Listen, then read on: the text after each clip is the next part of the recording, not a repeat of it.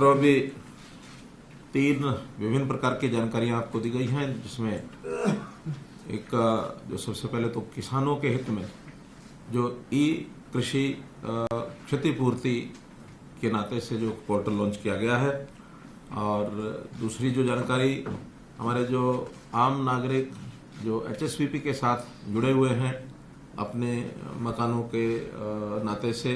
उनकी तरह तरह की कठिनाइयाँ जैसे आती हैं, तो उसमें से हर चीज़ को कैसे आसान किया जाए, ईज ऑफ लिविंग के नाते से एक बहुत से जो कार्यक्रम चलाते हैं, उसी में से ये आज 4-5 सुविधाएं जो बताई गई हैं वो उनके लिए हैं। और जो तीसरा बताया गया एक प्रकार से कमर्शियल कंसर्न जितने हैं, चाहे वो इंडस्ट्रीज है, चाहे वो व्यापारी है, चाहे वो अपने किसी भी प्रकार का अपने कार्यक्रम को जनता में पब्लिसिटी के माध्यम से उसको प्रमोट करना चाहता है, तो एडवर्टाइजमेंट पॉलिसी ये अर्बन लोकल बॉडीज के नाते से ये एक पॉलिसी ये दी गई है। तो मोटे रूप से अलग अलग वर्गों के लिए ये तीनों चीज़ें की गई हैं। जहाँ तक ई फसल क्षतिपूर्ति की बात है, हमारे एफसीआर साहब ने सारी चीज़ें बताई हमको कि किसानों को किस प्रकार की कठिनाइयाँ आती थी, किस प्रकार की शिकायतें वो करते थे, और उनकी संतुष्टि करना बहुत ज़रूरी होता था। फिर बाद में पटवारी लेवल पर, तहसीलदार लेवल पर, डीसी, एसडीएम वो सब लगते थे, तब जाकर के कुछ संतोष हो पाते थे, कुछ नहीं हो पाते थे। अब उनकी अपनी पार्टिसिपेशन,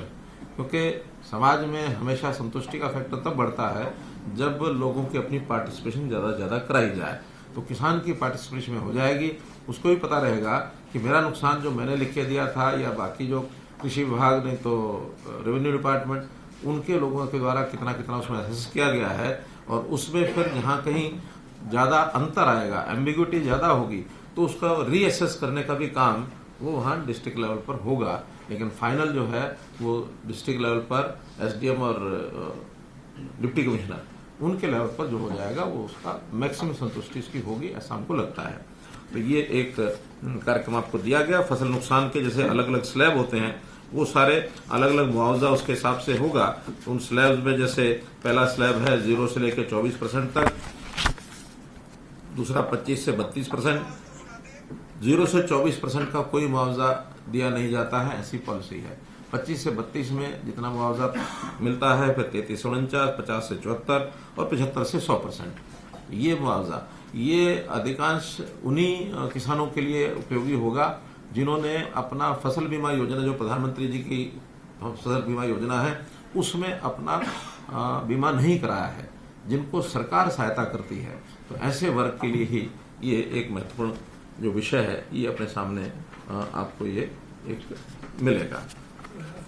इसी प्रकार दूसरा जो एचएसवीपी ने जो सारी बातें बताई हैं, वो मैंने आपको बताया ही है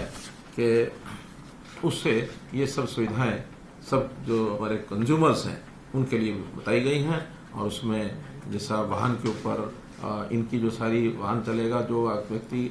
नहीं आ सकता है ऑफिस तक, उसका बायोमेट्रिक उसका अटेंडेंस लेना है, या उसके कुछ सिग्नेचर कराने हैं, इस प्रकार से ये सारी चीज़ें आपको बताई गई हैं। तीसरा जो विज्ञापन पॉलिसी, इस विज्ञापन पॉलिसी में वैसे तो बहुत पहले भी विज्ञापन पॉलिसीज बनती रही हैं, लेकिन कोई ना कोई कमी उसमें हमेशा ध्यान आती रही है, एक्सपीरियंस के हिसाब से भी ध्यान में आता है। लेकिन उसके अंदर जो गलत फायदा लोग उठाते थे, उसके अंदर उसका जो रेवेन्यू को लॉस होता था, उसको कैसे रोका जाए और कैसे पारदर्शी तरीके से ये विज्ञापन की साइट्स उनको दी जाए। इसमें चाहे सरकारी साइट्स हो, म्यूनिसिपैलिटी की हो या प्राइवेट साइट्स हो, इसमें सबके लिए एक अलग से तरीका बताया है। और जो